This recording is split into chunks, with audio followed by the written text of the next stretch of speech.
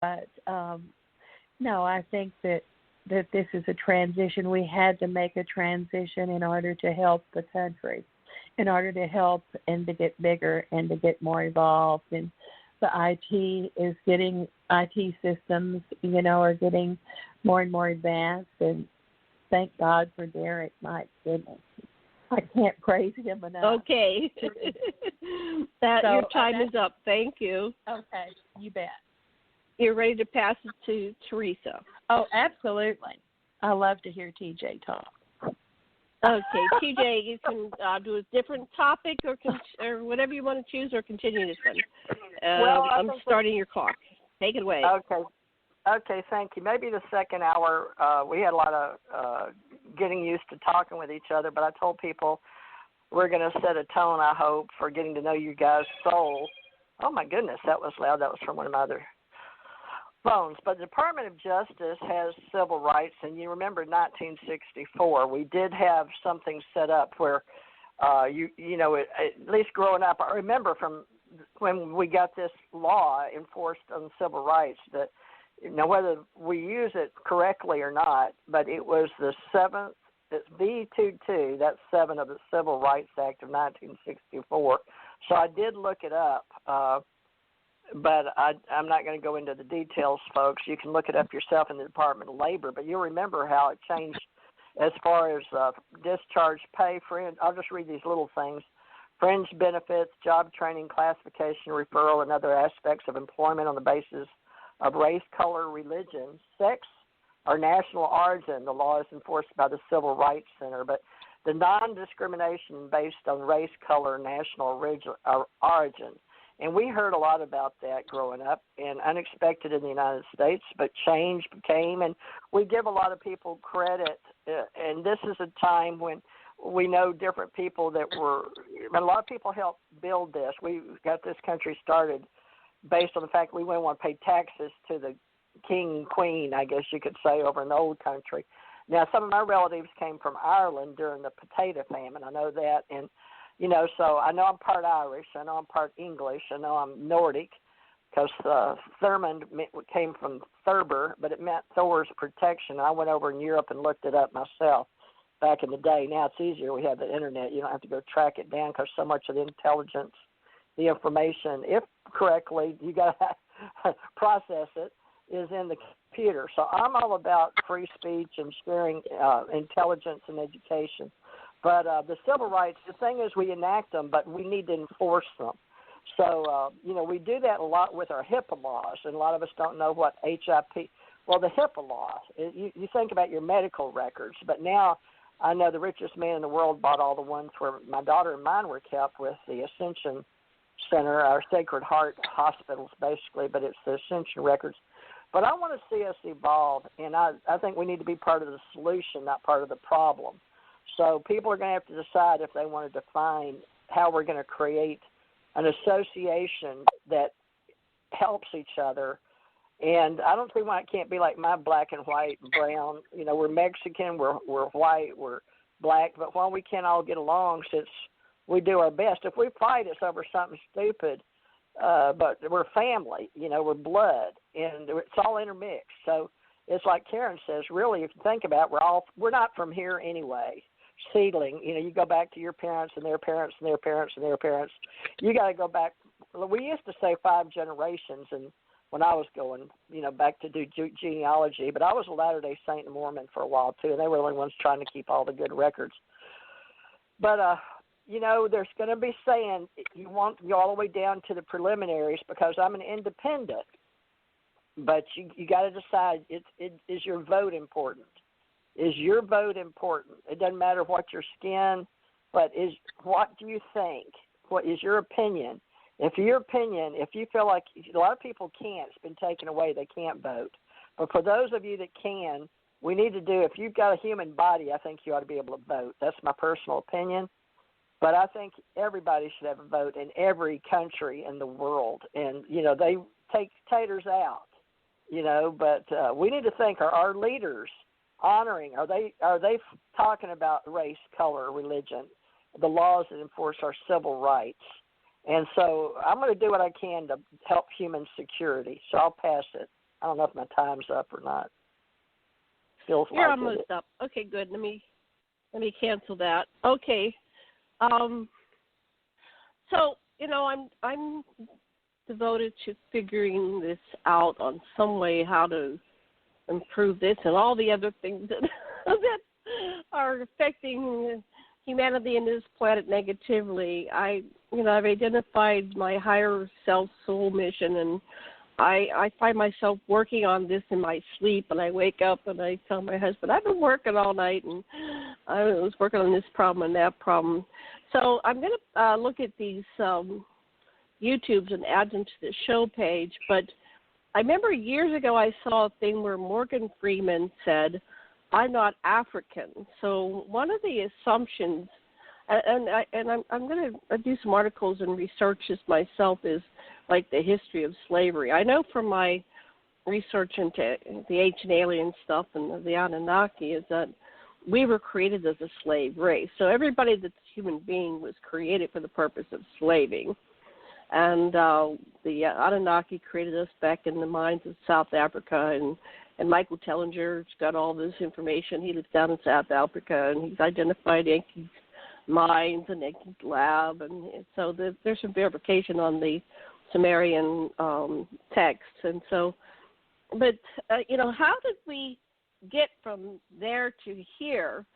And I've read a lot of history books. My husband has a library with thousands of books, and he's a history buff, but he's also a college professor, and so I ask him questions about this time and that time, and so humanity has a history of conquering, going from one place to another place, and sometimes they're different colored people, and they're different, religions. Sometimes they're the same, and it doesn't make any sense, but, they mark people sometimes like cattle.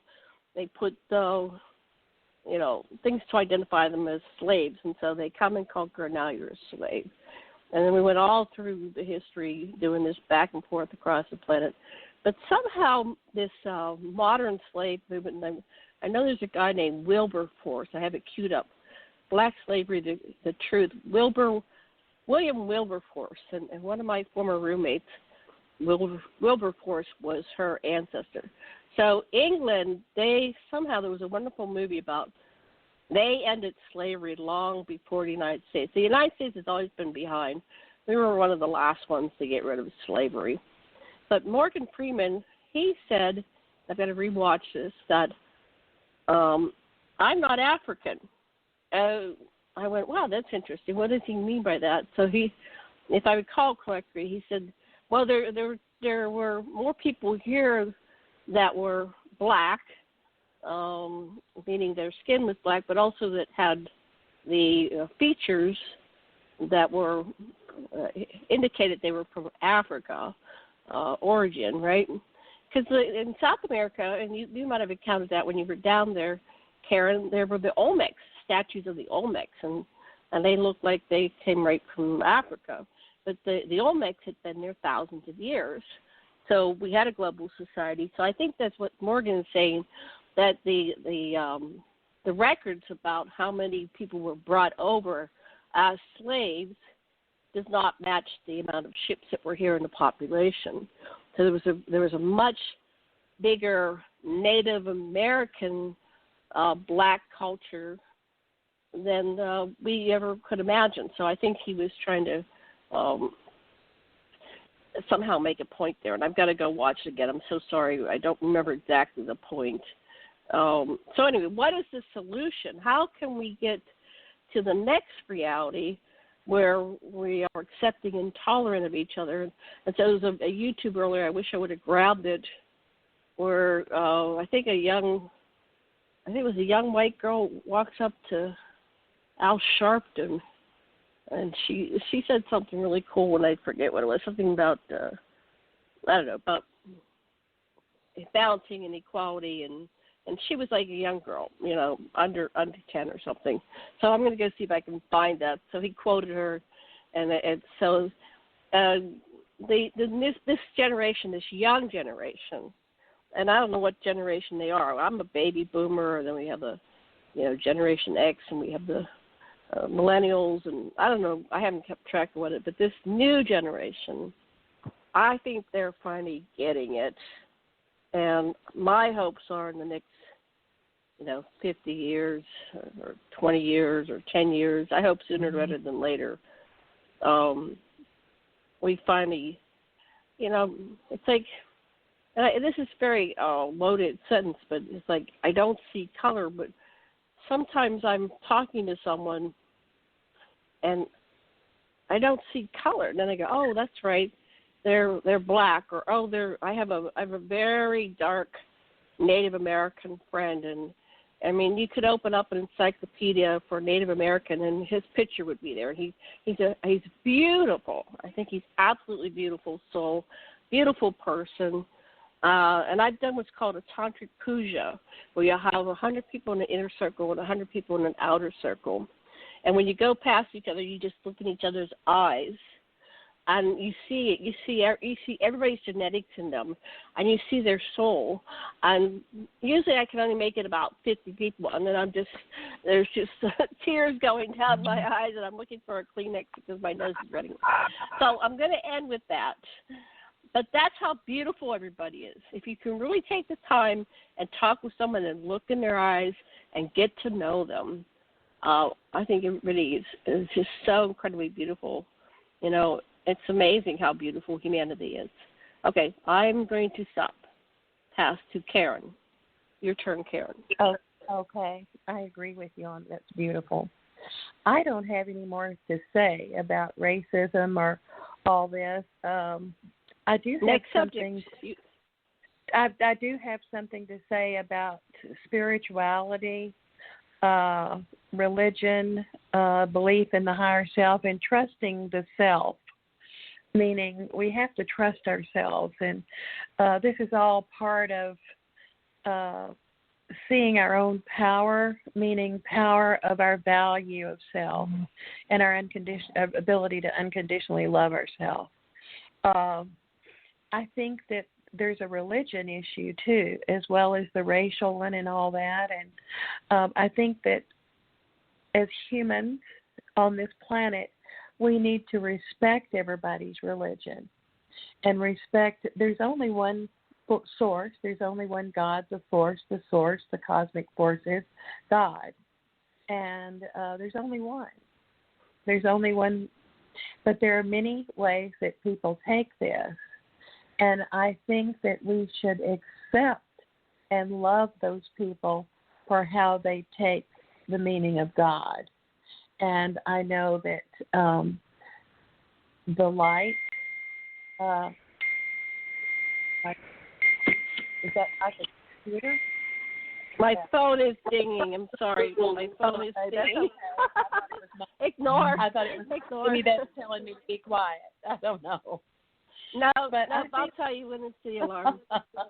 No, I think that that's very important. I really do. I think that people should be, that's a big story. It's just a big subject, and I don't know if I can handle it. But I personally have a respect for everybody's religion from love, whether they're Catholic, Protestant, Hindu, Arabic, Jewish, the whole thing. And there's good in everything. I mean, there's something great and excellent about the Kabbalah, for example. That's Jewish mysticism. And then there's so much about Sufism in the Arabic culture. And within the Christian, there's Jesus was the one. I mean, I pray to him every day. And I see him differently.